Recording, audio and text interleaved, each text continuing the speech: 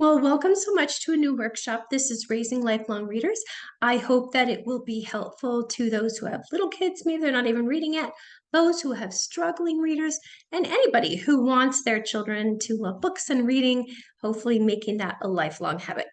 So let me share my screen with you so that we can dive into um, the content. And we're going to start this from the beginning. Maybe. There we go. I am going to move myself over to this corner. I don't know if it makes a difference for you guys, but it does for me. And we'll go from there. Okay, so I personally love books. I love to read. I cannot remember a time when I didn't love books. And as a child, I usually had my nose stuck in a book, even when I was walking home from school. And when I wasn't reading, then I was acting out something from a book, right? My brother and I created a Laura Ingalls covered wagon in our living room. We tried to turn the tree into the backyard into Swiss Family Robinson's treehouse. My dad wasn't super thrilled about that. And we dreamed about running away and living somewhere exotic like the kids did in From the Mixed Up Files of Mrs. Baisley, Frank Weiler.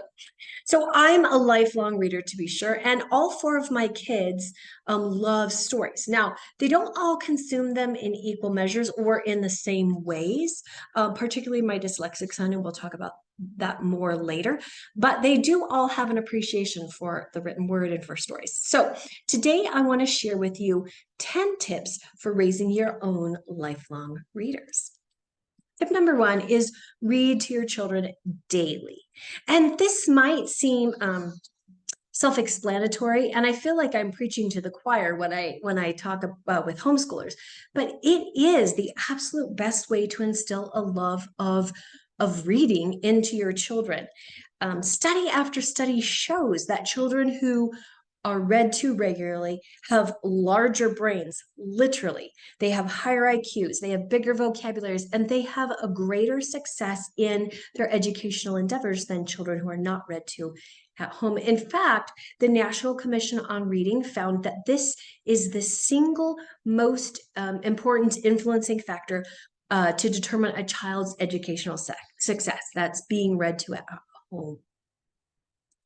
So reading should begin early. So think baby. And in fact, some people advocate for in utero and going through at least grade school. Now, personally, I think that even teens can benefit from having you read to them classics or comic strips or political cartoons or news articles, that kind of thing. And there's a reason for this. Tricky vocabulary and sentence structure can suddenly click when somebody else is reading it fluently aloud, or like the comic strips and political cartoons often have humor that's just outside our kids' grasp unless it's explained to them. And of course, news or even books or other things can spark a valuable conversation, which is so helpful in those teen years, and it allows you to pass on your values and your knowledge to them. Now, when you're a teen, you might not be reading daily to them, which is so important for younger kids, but I would definitely say still read to them. Another is I personally think it's so helpful when you can make reading come alive. And I recommend for this doing voices. Okay, so I'll actually be demoing this later on in the workshop sequence.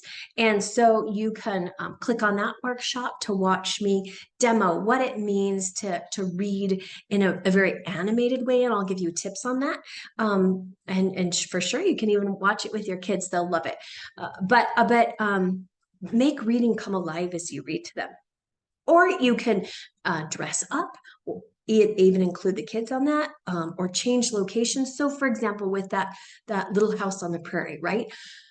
Maybe you read it, you build with your kids, or you have your kids build a covered wagon type of a thing with blankets and that kind of stuff, and fill it with all the things that the Ingalls family takes with them, and you read the story inside that environment, and suddenly it comes to life. So some people say, well, how do you fit reading daily into the schedule? And I think it's a lot easier for most homeschoolers than other families because our schooling often includes reading aloud, right? But it's also fabulous just to read to our kids for fun. And so I recommend that you have a set time every day that you read to your children. Even just a few minutes a day can be valuable and get those benefits that we talked about. But bedtime stories are a great example of this, something that's been loved by children for generations. But you can also read to your kids when they're eating a snack or a meal, for example. I mean, you have a captive audience, right?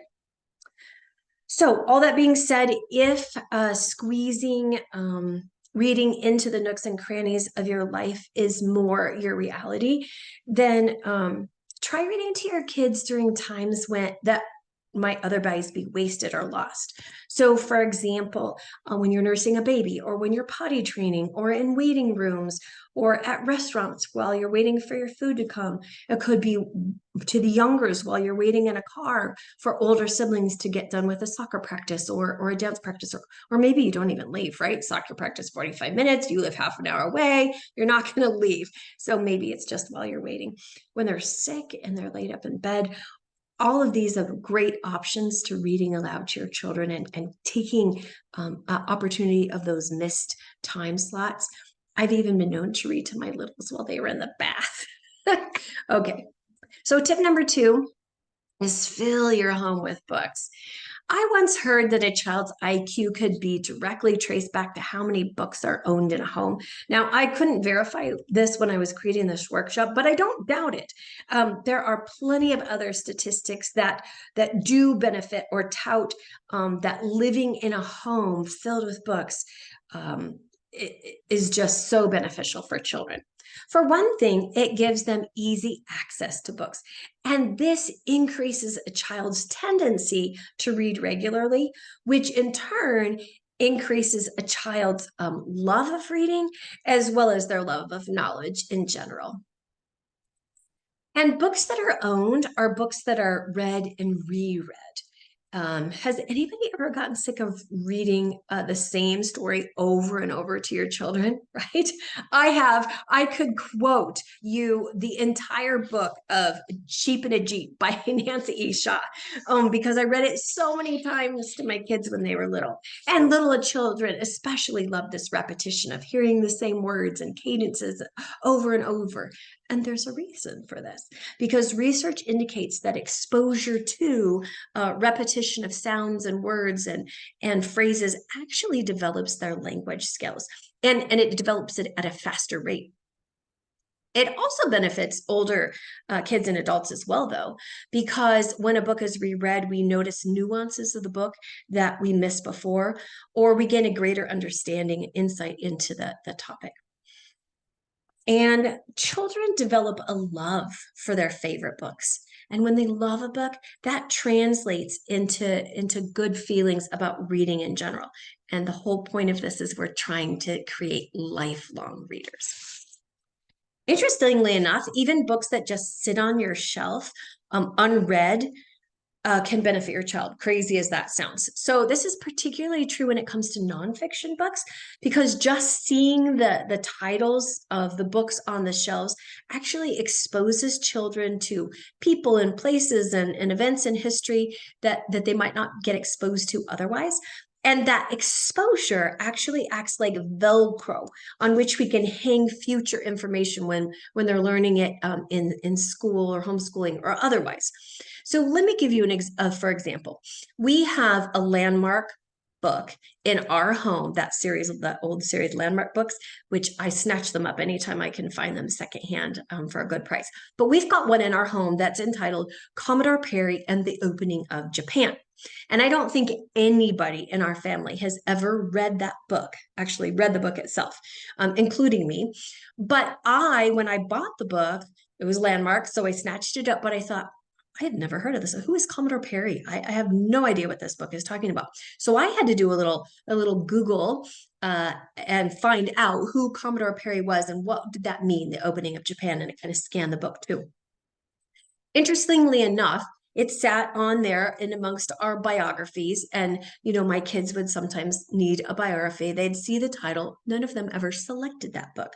However, more than one, when they studied that period in history and that event of opening of Japan, right, which was a closed nation for so long, a closed society, when they studied that, they had a familiarity, even though they'd never really learned the details. They were like, "Oh, I've heard of Commodore Perry, and this idea of opening of Japan." So interestingly enough, our brains need more than one exposure to really learn something. Now, we can argue about how many exposures that is. But if it's the very first exposure to something, we're probably not going to learn a lot of the details. We're just creating an exposure for our brain. But if they've seen the title sitting on the shelf, that already has created that first touch point, that exposure. And now when that topic is broached in school, that exposure has already happened. And so it's Velcro, and now they can hang the information on that. The brains retain it better. So fascinating to me. And I think it's so true. And in addition, these books obviously are just easy resource if your child should need them or encounter information that sparks that curiosity and they want to read them later. The third tip is to be a reader yourself. So researchers agree that parental reading habits greatly influence a child's reading habits. So if you only read when you have to, children are going to see reading as a chore to be done only when it has to be done. But conversely, kids whose parents read for pleasure are more likely to do so themselves. And what a parent reads seems to matter less than why a parent reads. So reading a magazine or a newspaper could be just as effective, for example, as reading one of the great classics. And as Christians, I chose that slide for a reason. This is such a great way to model Bible reading too, because if your kids see you spending time with God's word, it sends a message that this is important and valuable. Now, I know that like having your daily devotions, for example, with littles all around is very difficult, hanging on you, they're asking for Cheerios, whatever. So I'm not saying that you have to do this, every single day. And personally, I'm a big advocate of connecting with God in a lot of varied and often creative ways. So all I'm saying is our modern conception of devotions is just that. It's just a conception. The Bible doesn't specify a formula for what it has to look like. So if your kids can sometimes see you reading God's word, that just sends a very powerful message to them. So on that note, oh, missed that. So we already talked about that. On that note, I recommend that parents see you reading printed materials. And though we can and do read on our computers, our cell phones, our other electronic devices, it's less obvious to our children that we're reading or reading for pleasure when we're on those electronic devices. And when a child sees me sitting down with printed material, it sends a very clear message. It says, I'm setting aside a portion of my very busy technology-filled day to unwind by reading. And so that sends that message to kids that reading is important. And besides sending the message to our kids, it's just healthy for us, right? It's very healthy for us to take a break from technology and screens and unwind. And so reading printed materials is part of that healthy habit. Tip number 4 is being involved in your child's reading development. Now, once again, I feel like with homeschoolers, I'm, kind of preaching to the choir here. But interestingly enough, even when parents aren't directly teaching their child to read, research still shows that regular involvement in the child's reading development or progress, 1, increases their child's reading ability. 2, it increases a positive association with reading. 3, your children are more likely to read for pleasure, and it also increases that positive communication between a parent and child and the overall feeling of closeness between parent and child. And so that's when parents are just involved in the process. So you can imagine how that increases exponentially when the parent is the primary teacher. So what does parental involvement look like? Well, obviously, it can be teaching your child to read, or listening to your child read aloud and encouraging them in their progress. So I feel like this, like I already said, should continue even when they're older. Like you should read to them, they should read aloud to you. It's very good for their reading development, especially the fluency and comprehension. And sometimes when it was tricky for my kids when they're younger, or even as they get older, I would share the reading with them. So you read this sentence or paragraph, and then I'll read the next one. And that helps that oral reading skills develop without feeling overwhelming. Yep. Okay. I talked about that. So still read aloud to them. We did talk about that, but that is part of being involved in their development, and also paying attention to what your independent readers are reading. So when they're younger, that might be vetting the books for them, right? Picking them out and saying, yes, you can read this, no, you can't. And they need that protection. So don't just let your kids loose in the library or bookstore and I'll pick whatever and just read whatever, right? Because I guarantee you they will find something to read that you didn't want them exposed to. But I know firsthand that homeschoolers can be voracious readers, and it's really hard to keep up with them. You can't read everything, pre-read everything ahead of them. So I've created a relatively foolproof formula for assisting in selecting books that they might want to read. And you can actually find that in the free resources tab on my website, which is smudgedpages.net. So you're going to look for book lists and reviews, and then there'll be that free guide for you. As they get older, it's important to create some guidelines for the kids to select their own appropriate literature, and talk about this ahead of time, whether you're helping choose the books for them or whether they're choosing them themselves. Don't just give them the parameters, like these are the rules that we follow for picking books, but give them the whys for those parameters, because kids are far more likely to abide by the standards or rules or parameters that their parents set when they know the why. Okay. And so I just encourage that even for everything in life. And then engage your children in conversation about the books that they're reading. So yes, simply reading to your child will increase their love of books and reading. But when we can have a conversation about the books that we've read together, that has an even greater influence on the learning that's happening and their likelihood to see themselves as lifelong learners. It increases their comprehension. So that might include their grasp of the plot for fiction or their understanding of the topic for nonfiction. And it also helps them, it increases their ability to make connections with other topics or concepts. So that integration of learning. And it becomes, it actually becomes learning rather than just reading. Studies also show that students who have been engaged in excuse me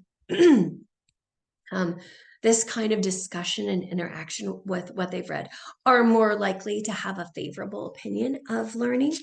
They'll find it stimulating and interesting rather than boring, and they're more likely to be lifelong learners. So some people are like, I am so sorry, let me take a drink.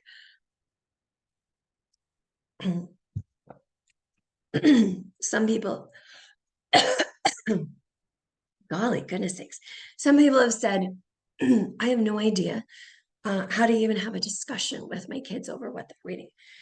And this could be as simple as making sure they understand new vocabulary, or showing them on a map the locations that are mentioned in the books you've read. It could be asking them questions to make sure that they comprehend and sort of internalize what they're hearing. And really, perhaps my favorite, reading just provides an opportunity to discuss what I call life lessons, right, with my children. So I can bring in scripture and my own personal experiences and really impart wisdom to them rather than just knowledge. If you need a great resource to assist in accomplishing these goals, I really would recommend that you check out my guide, 100 Books to Learn to Read. It uses quality literature and takes your emergent readers, where they're just doing basic decoding of maybe, 3-letter words, cat, to a place of fluid and confident reading where they're ready for chapter books. Now, though many of them will be ready to jump into silent reading and chapter books before you make it through the whole 100 books, I would encourage you to still stick with it and still have them reading them aloud to you, because studies have proven there's so many benefits for kids reading aloud. But in addition, there are comprehension questions for each book. So it's less about what can you remember and more about having that great conversation over a good piece of literature that I talked about. And I've really tried to create a rich reading environment in this resource for you. So the books throughout the sequence cover just a plethora of topics, including history and science and math and art. Every continent on Earth is represented. Every major people group in the US is represented. And these are books that you and your children will love. They're just quality literature. Plus, many of them have springboard activities, such as maybe a science experiment or a YouTube video you can watch or something like that, really to make the learning come alive. Okay, tip number 5 is teach an appreciation for books. Now, children who are taught how to value and properly care for their books tend to appreciate books and reading more. So my grandmother, used to tell me, books are our friends. We should treat them as such. So in our home, I started teaching my children how to teach books or how to handle books when they were very young, really toddlers. And yes, they did have some, padded plastic books that they could chew on or take in the bath. But I didn't let my kids, even when they're younger, mistreat books. So this that you see in the slide there in the picture wouldn't have been allowed in my home. In our family, we didn't allow, for example, drawing or coloring or writing in books or putting stickers in them unless they were given permission. Now, obviously, coloring books and activity books and that kind of thing were the exception, but I didn't let them do that in their regular just picture books. I did, however, allow my children to write their own name in books that they personally owned. So that might have been given to them as gifts or that they earned in a summer reading program or that they bought with their own money, because kids take pride in owning their own books. But I didn't let them bend or fold the pages or so that the spines were cracked or the covers or the pages were creased or torn. And, sometimes this happens accidentally with kids and they have to be given grace, but I didn't let my kids mutilate the books. And when they're toddlers, you can just sort of gently redirect them like, oh, no, we don't treat our books like that. We have to be very gentle, and here's how we treat them. Kind of like you would do with a younger kiddo, and how do you treat a baby or a dog, right? Oh, no, we don't hit the dog. We pet, we're gentle, right? Same kind of gentle redirecting. And in our home, we stored books in bookcases or designated places. So we had book bins. One was for library books, and each of our kids had their own book bin for their school books, or they were on, neat piles on the coffee table or in a nice stack beside their bed. But I didn't let them throw books around or throw them in the toy box with the other toys. First of all, not only does keeping books in a designated split space help keep the house tidy, but it also minimizes the loss of books, either because they're getting destroyed or because you can't find them, which will save you money if you're buying books or paying library fines. It also reinforces that books are valuable property, and we care for them just like we would care for any other of our property. And I designated some books for magazines for car use or bathroom use. I wanted my kids to have access to reading materials in those locations, but I quickly discovered that I couldn't. They were just going to get destroyed, right? They were going to get stepped on or creased or water splotched or whatever. And so by designating some for those, this is a car book or this is a bathroom book, my expectations could be lower and it took the pressure off the kids. So that was helpful. Tip number 6 is to minimize screen time to make reading a habit. So I have absolutely found a direct connection between the amount of time that my kids are spending on screens with the frequency and duration of their reading.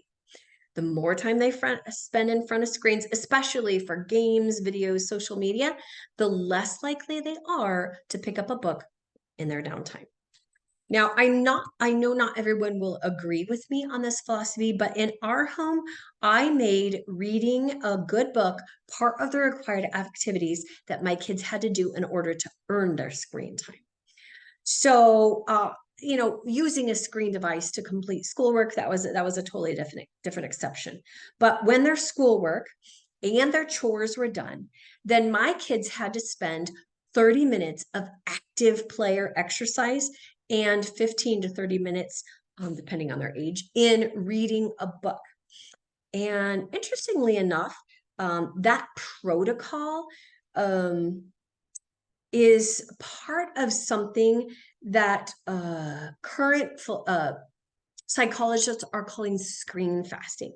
So what they're really doing is they're being trained to have good life habits that we hope are going to continue into adulthood, because too much screen time actually impairs the physical growth of children, their bodies, and their teens. And it also alters their brain development. And in everyone, both young people and adults, too much screen time, at least when we're talking about gaming or videos or shows or social media, all of that actually acts as a cortical stimulator. So it gives us a dopamine hit. So it's creating an actual addiction. And many of us know this, but in adults, this use of screens is as addictive as cocaine. And in children, it's more addictive than cocaine. So you can see why it's important to limit screen time. Plus, the positive sides of this screen fasting, studies show that energy goes up, productivity, mental clarity, your ability to focus, your people skills, and your positive relationships, all of that increases when screen fasting is implemented. And by the way, these are the same standards I hold myself to, and I hope that you will hold yourself to, because first of all, kids can smell hypocrisy a mile away. They just know, right? Plus, it's just healthier. It's healthier for me. It's healthier for you. All right, tip number 7, start your child's personal book collection. Children place a higher value on books that they own themselves. So these could be acquired by gifts, they could be earned as prizes, they could be bought with their personal money. And by the way, book sales, used bookstores, secondhand stores like Arc or Goodwill, garage sales, these are all great places for kids to find and purchase their own books for next to nothing prices.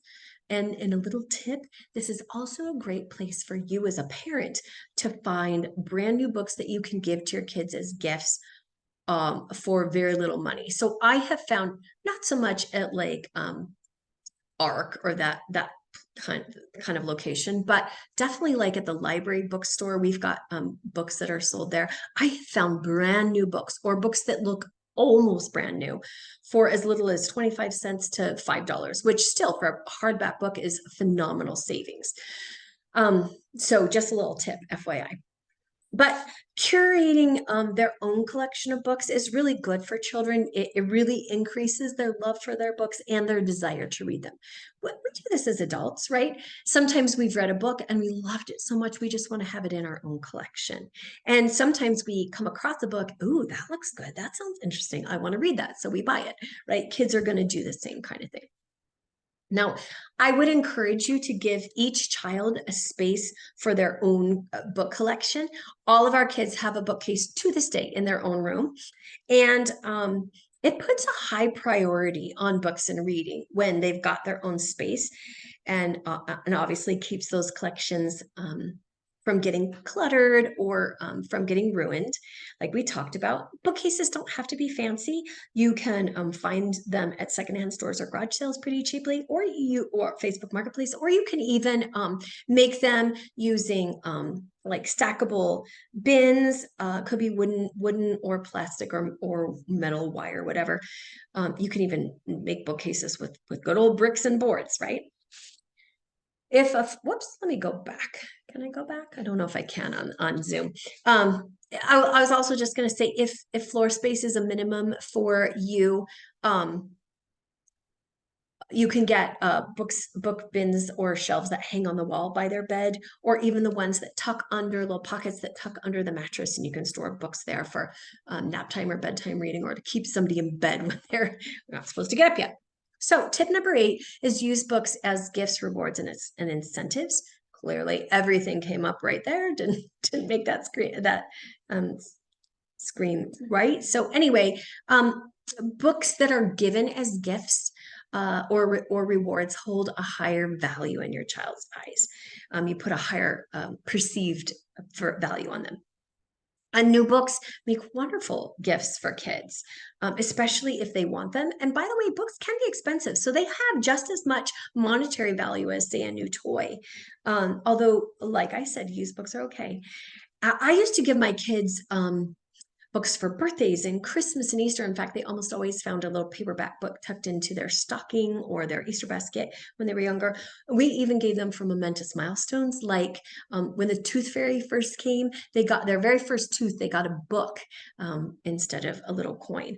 Or sometimes it was even just a great way to say I love you. My dad was great at this. He would go into a Bible bookstore that was near his office. Sometimes on his lunch hour, he'd browse around and he would find a book for me or my brother or both of us and bring it home just because. And man, that spoke love to my little heart. And not just because I got something, but because my dad took time to find me something he thought I would like. You can see there that I also, it doesn't have to be just books. It could be magazine subscriptions. It could be book box subscriptions. It could be gift cards to their favorite bookstore, or just book related items, maybe a stuffed animal that goes with a favorite book, or clothing. My mom did this while the girls were reading through the American Girl series, the old ones, not the new ones. She would make them matching dresses and doll dresses to go with whatever little series, Josefina or what was another one, Kirsten or whatever, to go with that, so that they had matching ones. So it was a great present. Then I used to keep a book of used books, or sometimes little educational games or whatever, to use as prizes for my kids. Maybe it could be anything from a job well done to, please help me find my lost keys. So, hey, whoever can find my keys first gets to pick a prize out of the prize bin. And it worked every time. So anyway, just to keep a prize bin on hand of books and book related things is really helps that inherent value of books. And we used to use an outing to a local bookstore as a favorite prize or reward in our home. They could pick out a book, or maybe like a craft or science kit there. And we'd use it for things like potty training, or keeping your room clean consistently for a set amount of time, or completing a challenging level in math or whatever. So I love to tell people ice cream is nice, but books last longer. So tip number 9 is utilize your public library. Now, God bless Benjamin Franklin, who instituted the first library in America. And libraries are a godsend for families who read a lot. We ourselves literally saved hundreds of dollars a year by using our public library. And we used to make a library run every single week while we were homeschooling, usually around story time for the littles. And our family would get books for both homeschooling and for pleasure, as well as, movies and audiobooks for bedtime, road trips, family movie night, that kind of thing. But it was not uncommon for us to come out of the library with 60 or more books between us. It was kind of nuts. Sometimes we just needed a book for homeschooling for a week or so, and it felt ridiculous to buy this book when it was going to be used for a short amount of time. So that was, very helpful for saving money. And then I would also get books to use in our book basket time. So if you have morning basket time, maybe that's where the whole family you're reading aloud the same book to them that's centered around a topic that you're studying together. Morning basket time, you can Google that. I used book basket time, which was something one of our curriculums designated, and then we used it throughout, even after we stopped using that curriculum. And that was where I stocked educational books that the kids could use for a quiet reading time every day. This was also helpful when I had a kiddo who had to wait for my help while I was helping a sibling. And so that was a really great use of that too. I also, interestingly enough, used the library to test run some of our homeschooling curriculum. So our library had some homeschool curriculum. I'll give you, for example, Life of Fred. We were really struggling with math with one of my kids, and I had more than one person tell me about Life of Fred. But when I had looked at the curriculum just at their house, I was like, I don't know. This just doesn't seem like it's beefy enough of a math curriculum to even be used as the primary curriculum. But then I discovered that our library had Life of Fred books. I checked one out. We were able to use it and test run it for me to figure out if it was even the right fit for us. In our case, it was. And so then I could invest the money. But that was so fabulous. And I will say this, a lot of libraries, if they don't have the book that you're looking for, whether that's a novel or a curriculum or whatever, they oftentimes will have us set aside money in their budget to purchase books people request. So definitely check your library policy on that, because they might be able to get you the book that you're wanting if you request it. I also routinely checked out books just to tempt my kids into reading. And these might have been more educational than they might have picked out for themselves, but I thought the topic would interest them. If they could just get into it, I know the topic would interest them, right? And so I would put those in the book bin for book time, or I would sort of leave them lying around the house and see if that title or that cover could tempt them into picking it up and reading it. And this, by the way, for those of you who do the like-directed learning, this sort of scattering is such a great tool to see if you can tease out interest in your kids, and then that can be the next thing that you end up studying, that they get kind of hooked on.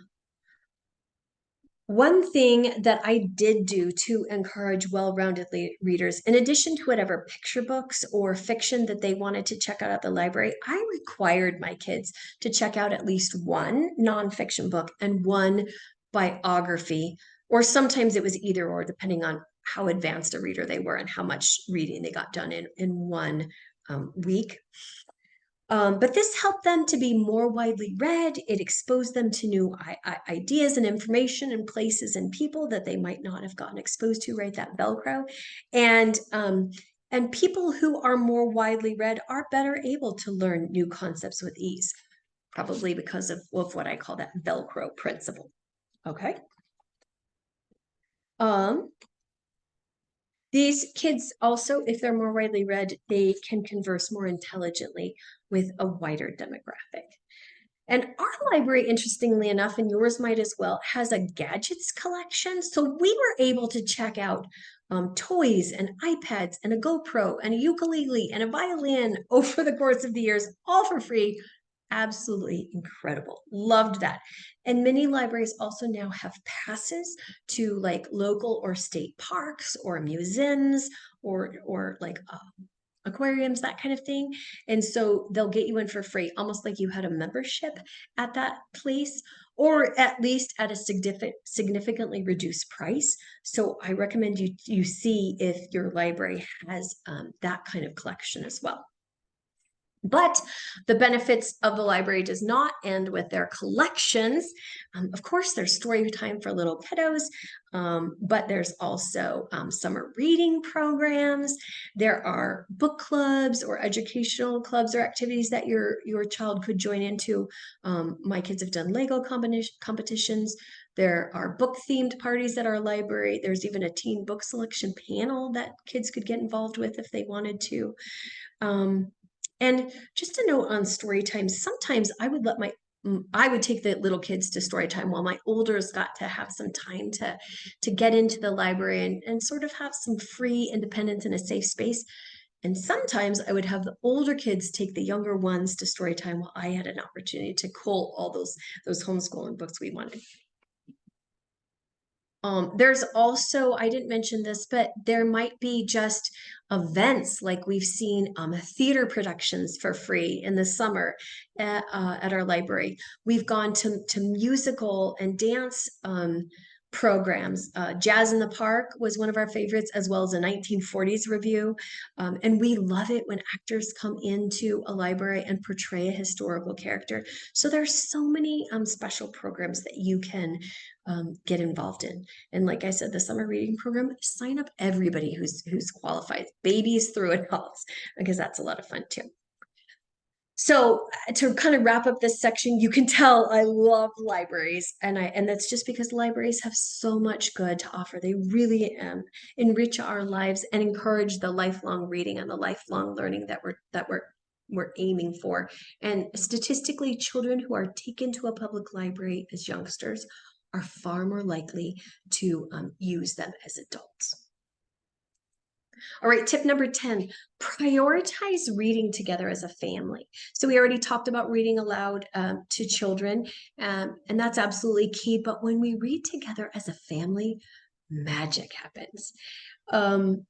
Families who read together share unique connections that families who don't read together as a whole will never experience. So, for example, it creates warm memories to go back to. Oh, yeah, that was what we read on our trip to Yellowstone or during COVID lockdown, right?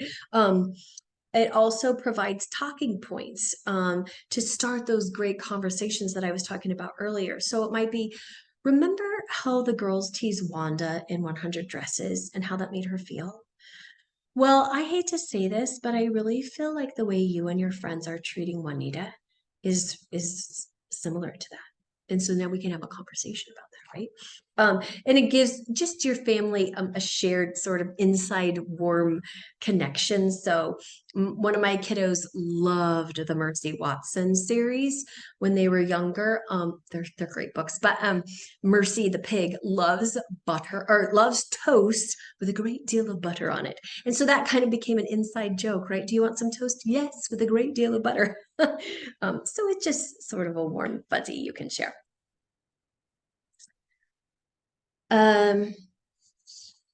Whether I was going to say, yes, you can do it at bedtime, you can do it at dinner time, road trips, errands, anytime you can get the whole family together is a great time to do this. And bedtime, as kids get older, it's harder, right? Because maybe the olders are still at youth group, all the youngers are having to go to bed, right?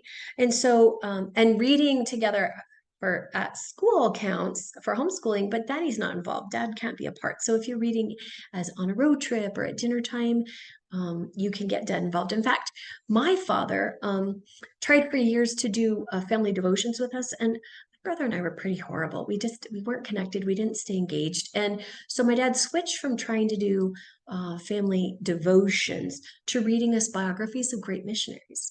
And we were enthralled, and we would sit there for a full chapter, just silent, listening to this. But what happened was, in turn, it resulted in good, godly conversations and even going to scripture. And it was so sneaky of him. And I thought, what a wise thing to do. Let me make sure I'm not missing anything. Oh yeah. Parent teen book clubs are another great way to enjoy books together. And I would just encourage you. I've got a friend who's created some really great guides for having book clubs or book parties, themed book parties with parents and kids. So check her website out. It's literatureThreads.com. I think you'll find those resources easy and fun to use. And every so often, I would cancel school for a soul day, right? Usually what that involved would be packing up a picnic lunch, taking it somewhere, a park or by a mountain stream or somewhere, a cozy coffee shop or something in the winter. And it would oftentimes involve some kind of active play, not at the coffee shop, obviously, but frisbee or skipping stones on a pond. Could be some dozing on a blanket in the sun for moms and babies. It could be quiet, independent activities, coloring or sketching or whatever. While I read aloud for an hour or more. And it was just such a good reset and a good, like, refresh your soul day. So I encourage that. So there's the 10 tips, but I would like to also offer you a bonus, and that is how to encourage your struggling reader. So lest anyone think that everyone in our family was born with the I love books and reading gene, let me shut that notion down right now, because two of my children struggled significantly to learn how to read and to continue to read. Now, one could barely decode even in fourth grade. But ironically, she is my most voracious reader now. And the one that I said has dyslexia, he'll still tell you, well, reading's not my favorite. And for someone who lives and breathes reading, and books, so it was just like, it was such a cause for angst for me. But I want to tell you, it doesn't need to be. Patience and consistently doing the steps that I was talking about really are a way to engage your struggling reader and to change their perception of books and reading. Now, it might happen more slowly than the other kids, but it does happen. And even that dyslexic one who still will say, well, the reading's not my favorite, that's progress, because it used to be an emphatic, I hate books, I hate reading. And now he's like, well, whatever. So as someone who's really been through this process, I would like to really encourage you and share some tips with this. So the first is never shame or belittle your struggling reader or compare them with their siblings. Okay, that just is going to sort of be a blow to the knees, kind of, so to speak. So don't do that. The next one is to get them help as they're needed. So that might be scheduling an eye exam to make sure that that they don't need glasses, or getting assessment done to do they have an eye tracking issue, right, or dyslexia. If they do, get them therapy, because these are not problems that are just going to go away on their own. So do your child and yourself a favor and get the necessary assistance. I would also say spend a little extra time with them every single day. Now, don't make a big deal out of it. She's struggling. She knows she's struggling. Her siblings all know she's struggling. So the last thing she wants is for you to draw attention to that. But just quietly invest just a few more minutes every day in reading instruction and help with that child than you maybe do have to do with the others.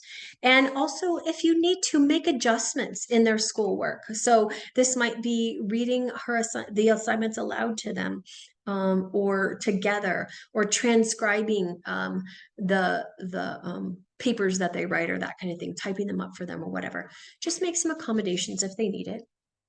And audiobooks are a really great choice for doing this. And I would say audiobooks still count as reading. So that one who says, well, reading's not my favorite, he actually loves audiobooks. He'll listen to audiobooks. And this is a great way for struggling readers to still enjoy reading, because we don't say, well, when we read a book aloud to our children, we would say, well, they read that book, we read it together, right? Same is true with an audiobook. Someone else just read it to them. This also can make required reading for classes easier to accomplish. So if you can get the audiobook and the reader or the novel or the textbook for them to follow along, so they can follow the print as they listen to the audiobook, and that's super helpful. And there are websites, by the way, where you can invest just a little bit of money and sort of join a subscription that has textbooks online, especially as they get older. So check that out. You'll have to maybe do a little Google search. I don't know the names anymore, but I do know that exists. So that following along with the printed word while they're hearing it orally is also really builds their reading skills and gives them more confidence than they might have had. I also allowed my struggling readers a little more leeway in selecting books. So remember, I said like I made them pick nonfiction books or biographies at the library. Um, that wasn't always the case with my struggling readers. And I'm not generally a fan of graphic novels, for example, but sometimes just the bite-sized chunks of text were really good for a kid who was feeling particularly down about their reading skills.